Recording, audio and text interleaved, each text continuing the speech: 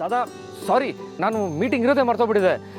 ದಾದಾ, ಈ ಗುಡಿಸೋ ಮೆಥಡ್ ಬಗ್ಗೆ ಅನಲೈಸ್ ಮಾಡ್ತಾ ನಾನು ತಲೆಯಲ್ಲಿರೋದೆಲ್ಲ ಗುಡಿಸ್ಬಿಟ್ಟೆ. ಗುಡಿಸೋ ಮೆಥಡ? ಹಾಂ ದಾದಾ, ನೋಡಿ ದಾದಾ, ಎಲ್ರಿಗೂ ಸುಲಭವಾಗಿರೋ ಕೆಲಸ ನನಗೆ ಮಾತ್ರ ಎಷ್ಟು ಕಷ್ಟ ಆಗ್ತದೆ. ಈ ಗುಡಿಸೋದಕ್ಕೆ, ಕ್ಲೀನ್ ಮಾಡೋದಕ್ಕೆ ಒಂದು ಫಾರ್ಮುಲಾ ಇರಬೇಕಿತ್ತು. I will crack it.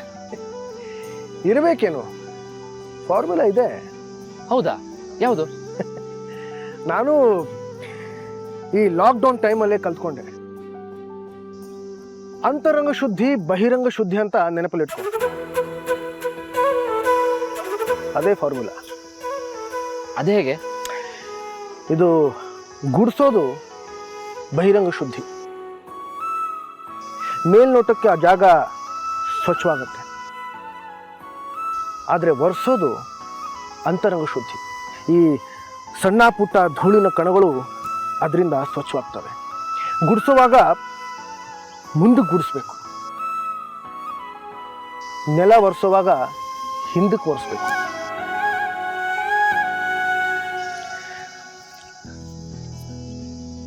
ಬಹಿರಂಗವಾಗಿ ಕಾಣೋ ಕೊಳಕನ್ನ ನಾವು ಮುಂದಕ್ಕೆ ಅಟ್ಟಿಸ್ಕೊಂಡು ಹೋಗಿ ಶುಚಿಗೊಳಿಸ್ಬೇಕು. ನಮ್ಮ ಅಂತರಂಗದಲ್ಲಿರೋ ಕೊಳಕನ್ನ ನಾವು ಹಿಂದಕ್ಕೆ ಹೋಗಿ, ಅಂದರೆ ತಾಳ್ಮೆ, ಸಹನೆ, ವಿನಯದಿಂದ ಶುಚಿಗೊಳಿಸ್ಬೇಕು.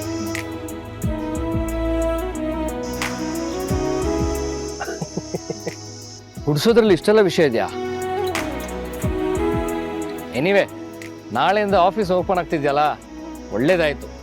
ಇಲ್ದಿದ್ರೆ ನಮ್ಮನೇಲೆ ಒಬ್ರು ಸಾಧು ಸನ್ಯಾಸಿ ಉಟ್ಕೊಂಡ್ಬಿಡ್ತಿದ್ರೇನೋ.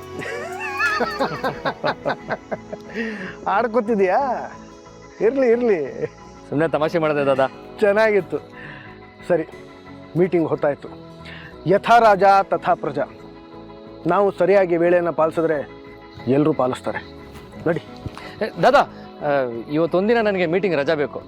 ನಾಳೆ ವೆಡ್ಡಿಂಗ್ ಆ್ಯನಿವರ್ಸರಿ ಇದೆಯಲ್ಲ, ಪ್ರಿಪ್ರೇಷನ್ ಮಾಡ್ಕೋಬೇಕು. ಗೊತ್ತು. ಸರಿ, ನಾನು ಮೀಟಿಂಗ್ ಮುಗಿಸ್ಕೊಂಡು ಬರ್ತೀನಿ, ಆಮೇಲೆ ಮಾತಾಡೋಣ. ಶೋರ್ ದಾದಾ.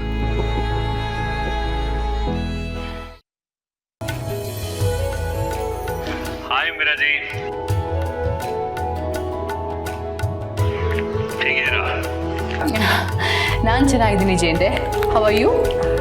ಫೈನ್.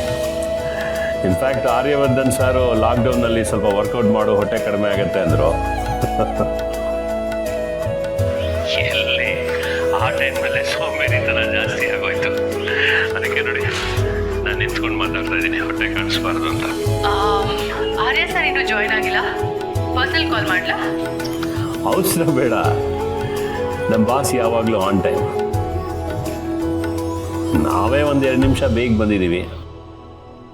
ಇನ್ನು 10 ಸೆಕೆಂಡ್ನಲ್ಲಿ ಬಾಸ್ ಇಲ್ಲಿ ಇರ್ತಾರೆ ನೋಡಿ. ಹಲೋ, ಹೇಗಿದ್ದೀರಾ ಎಲ್ಲರೂ? Fine sir. I am fine sir. Fine sir.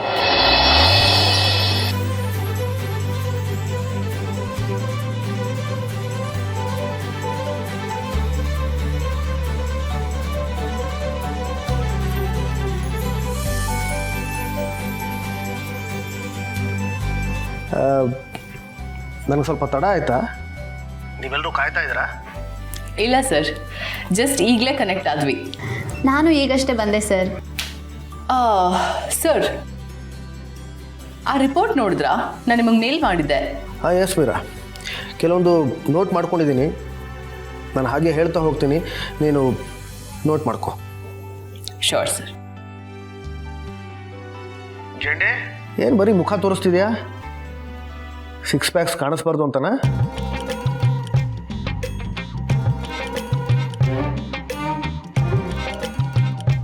ಮತ್ತೆ ಅನು,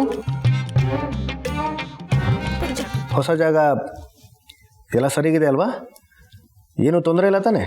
ಇಲ್ಲ ಸರ್, ತೊಂದರೆ ಏನೂ ಇಲ್ಲ. ಆದರೆ ನನಗೊಂದೇ ಒಂದು ಬೇಜಾರೇನೆಂದರೆ, ನಾನಿರೋದು ನಮ್ಮ ಚಿಕ್ಕಮ್ಮನ ಮನೇಲಿ. ಆದರೆ ನಮ್ಮ ಚಿಕ್ಕಮ್ಮನೇ ಮನೆಗೆ ಸರಿಯಾಗಿ ಬರಲ್ಲ.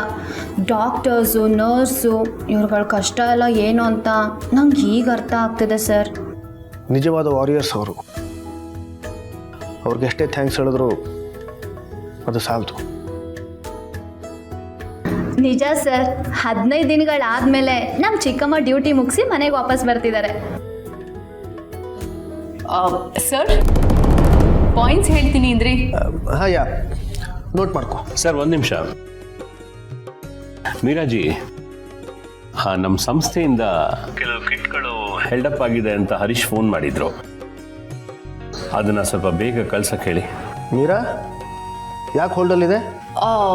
ಸರ್, ಅದು ನಿಮ್ಮನ್ನ ಕನ್ಸಲ್ಟ್ ಮಾಡಿ ಪ್ರೊಸೀಡ್ ಮಾಡೋಣ ಅಂತ ಅಂದ್ಕೊಂಡ್ವಿ. ನಿಮ್ಮ ಸಿಗ್ನೇಚರ್ಸ್ ಬೇಕಿತ್ತು, ಅದಕ್ಕೆ. ಮೀರಾ, ಇಂಥ ವಿಷಯದಲ್ಲಿ ಫಾರ್ಮಾಲಿಟೀಸ್ ಬೇಕಾಗಿಲ್ಲ. ಅದು ಹಾಗಲ್ಲ ಸರ್.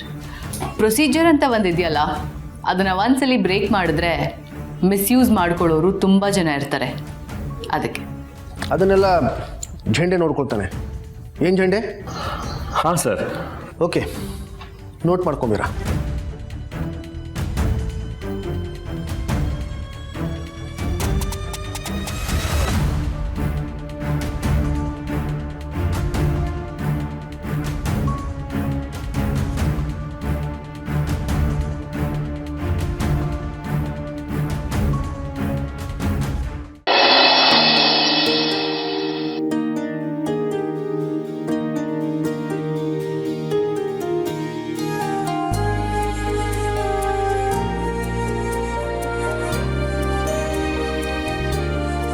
ಇದ್ರಲ್ಲಿ ಹೂವು ಅರಳೋದ್ರ ಜೊತೆಗೆ ನೀವು ಬಂದು ಏನು ಮಾತಾಡಬೇಕು ಅಂತಿದ್ದೀರೋ ಆ ಒಂದು ದಿನಕ್ಕೋಸ್ಕರ ನಾನು ಕಾಯ್ತೀನಿ.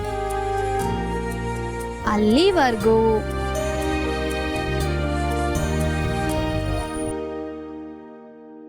ಜರಿವಾ ಜನರೆದುರಿನಲ್ಲೇ ನಿನ್ನ ನೆರಳಾಗಿ ನಿಲ್ಲುವೆ, ಜಗದ ಕೊನೆತಿರುವವರೆಗೂ ಬೆರಳ ನಾ ಹಿಡಿದು ನಡೆಯುವೆ. ಎದೆಯೊಳಗೆ ನಿನ್ನನ್ನು ಮಲಗಿಸಿ ಲಾಲಿನ ಹಾಡುತ್ತಿರುವೆ. ಎದೆ ಬಡಿತ ನಿದಿರೆಯನ್ನು ತಡೆದರೆ ಉಸಿರಾಟವನ್ನೇ ಬಿಡುವೆ. ಜನ್ಮ ಕೂಡಿ ಬಾಳುವ ಜೋಡಿ ನಮ್ಮದು, ಎಲ್ಲ ಎಲ್ಲಿ ಮೀರಿದಾಗಲೂ ಪಯಣ ನಿಲ್ಲದು. ಜರಿವಾ ಜನರೆದುರಿನಲ್ಲಿ ನಿನ್ನ ನೆರಳಾಗಿ ನಿಲ್ಲುವೆ, ಜಗದ ಕೊನೆತಿರುವವರೆಗೂ ಬೆರಳ ನಾ ಹಿಡಿದು ನಡೆಯುವೆ. ಎಂದು ನಾನಿರುವೆ ಜೊತೆ ಜೊತೆಯಲ್ಲಿ, ಜೊತೆ